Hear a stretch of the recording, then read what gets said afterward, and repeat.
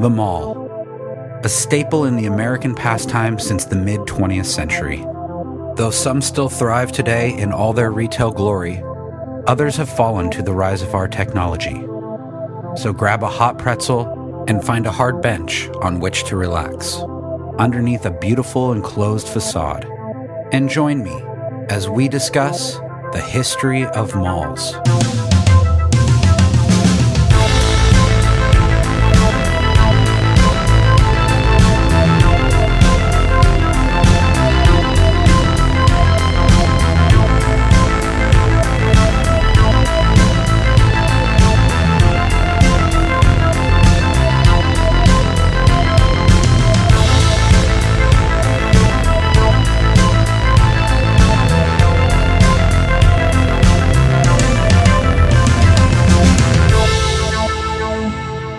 Hello, and welcome to this episode of the History of Malls. I'm Sean, and I know it's been a ridiculously long time since I've done an episode, but I got busy. I lost track of time. Putting out an episode here and there will just be a special treat for like the two people that listen to this podcast. I'm not going to get back on a schedule. I'm still busy. For this episode, I dug into the suggestion jar, and I would like to thank Tammy Hayes for this certain mall.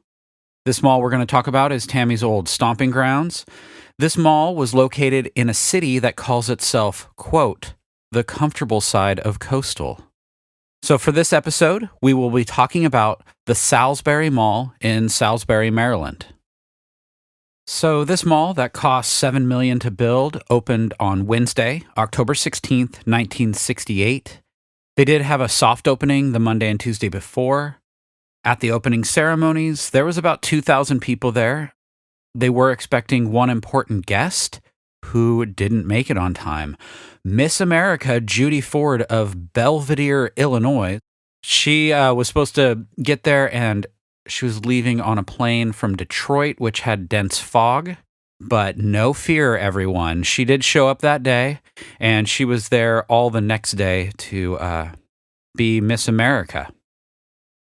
The Wicomico Senior High School Band played, and in the paper there was something that happened. A maintenance worker trying to make sure the fountain was working properly fell in, had a little splash around. I bet there was wall-to-wall chuckles there. The mall was located at Civic and Glen Avenue, and it opened with 40 stores and parking for 3,300 cars. I did read that not all the stores were open on opening day. It was anchored by Sears and Heck Company. That was really the only two stores that they mentioned in the papers, the Sears and the Heck Company. There was a good descriptive paragraph about the mall. It says, quote, the mall, with its white Bermuda stone exterior, fairly gleaming in the sunlight today, is 1,180 feet long and 420 feet wide at its widest point. They believe about 10,000 people trickled in and out on opening day. The manager of the mall, Will Hall, talked about the extreme major success of that opening day. Quote, in one store, they were selling rubber plants for 99 cents, and within 2 hours, they were out of them after selling 300. An extra supply of 100 was gone in less than an hour. I wonder if these rubber plants are like on eBay for thousands of dollars, being the 400 that were sold on opening day. I bet these are a hot commodity. I will end the opening festivities and move on after I give a little grand opening announcement that was in the paper. Quote, come and see one of America's most beautiful shopping centers. Step inside and behold an enchanting fantasy land of cascading fountains, lovely gardens, greenery, and flowers. Shop from store to store, all 40 stores, and under one roof. At fabulous Salisbury Mall, every day is a day in spring. It's all enclosed and climate controlled. Enjoy the convenience of over 40 acres of free parking. If anyone does have any pictures, I could only find newspaper pictures, and the quality was horrible. I didn't really get to see too much into this mall. You can always send me pictures or find me on Twitter at History of Malls, or my email, historyofmalls@gmail.com. I like to see what the facade was inside. I like to look at malls. All right, let's move on through the years and see if anything cool happened. In June of 1975, there was a portrait giveaway. This was a contest during something called Dads, Grads, Brides, and Barbecues Extravaganza. I mean, that seems to meet everyone's needs, right? You would fill out an entry form and you could win a 16-inch by 20-inch color portrait, which was worth $100. It doesn't say that it would be your own portrait, but I'm going to assume it was, unless it was just like a portrait of a barbecue from Sears that you really wanted but you couldn't afford. In 1976, there was an eastern expansion of the mall that brought 25 new stores. The interesting thing that I saw about this mall is that a lot of the stores seem not just like big chains. There was a Kinney's Shoes, but I found that the expansion might have brought more local things like Collins and Ryan, which was an appliance store, something called Turkeys, Tuerkes. The ad that I saw, it looked like they were selling accordions, but I guess the picture was showing a woman's wallet. And there was another store named Lad and Lassie. At this time, the mall got a couple new anchors in the expansion, one being Pantry Pride, and another is a staple that's been in Maryland shopping for many, many years. So our featured store for this episode is Hutzler's. So Hutzler's is very confined to this area, but when I started reading about it, it's pretty interesting, actually. So Hutzler's has a very long past, and I'm going to make the first part kind of brief. In 1858, Hutzler's was just a dry goods store in Baltimore that was started by Abram Hutzler. That went on for a short period of time, and then the Civil War came, kind of messed everything up, but it stayed. Afterwards, the store became somewhat three stores with Abram's brothers involved. When one of the three stores just didn't do well, they decided just to combine. So in 1888, they moved across the street to a new building that would last over 100 years and kind of be a staple of the area and become a historic building. So they did some pretty crazy things that we still use today. One of them was in 1868, they started the one price policy. I guess before you just haggled if it was like a cattle auction for some shoes.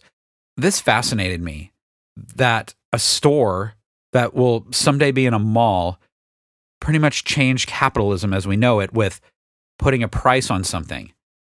That's like everywhere now. So it's just crazy that this store did that. They had a pretty decent return policy, which was hard to find at this time. And in Baltimore, they had the first escalator in their building. Hutzler made it out of the Depression just fine. They ventured out and started expanding to other places in the city, and this was amazing. The first was on Joppa Road. I was a huge Ween fan growing up, and if you don't know the Ween song Joppa Road, I'm going to throw it on the playlist for sure. They did other expansions to other malls and had a great run for a while, but they finally ended in 1990. So this store was over 100 years old. The Salisbury Mall location was the sixth Hutzler's out there. So the mall location offered, quote, better and moderate pricing clothing for men and women, young men and women, as well as designer fashions, shoes, cosmetics and accessories, stationery, and selected decorative home furnishings. So during the holidays, I guess there was some talking reindeers named Bo and Tinsel, which came to life with the helps of human voices and human hands. But I bet that was a real treat. From the picture, the reindeer looked somewhat scary. It looked like if you watch old Disneyland footage from the 50s and 60s and how the characters' costumes were made, they just aren't very good. But the guy Kevin, who helped the reindeers talk and move, had amazing glasses, so I will post that on Twitter. The Hutzler's in the mall didn't last that long, as the company went fully out of business in 1990. A store called Peebles took over the carcass, which is another store I didn't know. We didn't have Peebles on the West Coast. So that's Hutzler's, which is a little unremarkable featured store, but also amazing with that whole one price policy thing that they created. I mean, I don't think I've ever had to auction or barter some rocks and like 2 cows for an axe made out of ram's horns. It's just something we've known all our lives. So back to the mall. Now, in November of 1982, Sears was selling Speak and Spells for $54.99. I found another ad in 1982 for a store called Buck's Buster Brown Shoe Store with a picture of the owner, Leonard R. Buck, and it was an ad for E.T. shoes. I had no clue that they had these shoes, but they were pretty awesome. They looked like a cross between Ruse and Lacoste, and they had all of them had different styles. It also came with a 10-pack of trading cards, a sticker, and one of those hard pieces of gum. I put the commercial on Twitter because it was awesome. As the 80s started to come to a close, there was kind of a grim outlook for the Salisbury Mall. It looked like there was a new shiny mall moving into the area. The Century at Salisbury was being built and would be open in 1990. A lot of stores started leaving the Salisbury Mall, even the big anchors like Sears and Heck. In 1991, there was a horrible story that happened there. On September 9th, 1991, Heather Miller, a freshman at Salisbury State University, was stabbed to death in the bathroom at the mall. The murderer, David Boyd, was finally caught and sentenced to life in prison. Because of this tragedy, a scholarship was started in honor of Miller, the Heather Claire Miller Memorial Scholarship Fund, which awards $1,000 every year to a senior who graduates from Schaller Area High School, where Heather graduated. So one senior every year will get $1,000 for every year that they're in college, up to 4 years. And the good news is I found that this is still going strong. In 1994, they had a new grand opening because with the other mall moving in, they took a big hit. So they wanted like a fresh new start. This is when Peebles opened up in the old Hutzlers. At this point in the paper, it had a list of stores at the mall. A couple places I recognized, like Radio Shack or Sam Goody. But there was also what sounded like to be some gems at this mall, like Cat's Crossing or Hole in the Wall Dance Club. I don't know if this was an actual dance club. I remember my mall had a bar. I was too young to go to it, but it had a bar. But I don't remember a dance club ever being at our mall. As the years went on, the mall just started falling apart and wasn't kept up.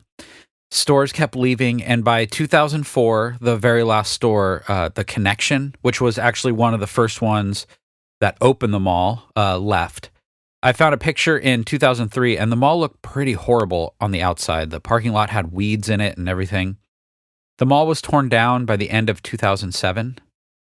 As of right now, I see that the land's been sold, but I couldn't find anything that something might be built on it yet. So that's the Salisbury Mall. Before I end this episode, I found an awesome newspaper article from 2007 titled Farewell Salisbury Mall, and people wrote in to tell some memories, and I'd like to read a couple of those.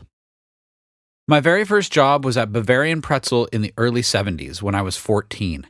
I remember sitting behind the counter doing my homework, munching on a fresh hot pretzel. I never got tired of them. But probably my most notable memory was the night I looked up from my history book and saw a guy streaking through the mall. Gotta love the 70s.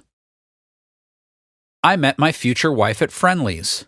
We were teenagers at the time and never would have dreamed that we would still be together 24 years later. So yes, the old mall does have special memories for us. The old mall is where I had my first real job. There will never be innocence like that again. They can tear down anything they like. It's obvious that our memories will live forever. I really like these. I hope that the mall that I went to is still going. It's in an area where malls probably won't ever die. But if it does, I really hope there's these memory sheets, because that was pretty amazing. Thanks again, everyone, for this episode. For tonight, I'll be playing one of my own songs. This song is called Escape from the Coyotes EP. Thanks again, and I hope we can meet up for a mall walk soon.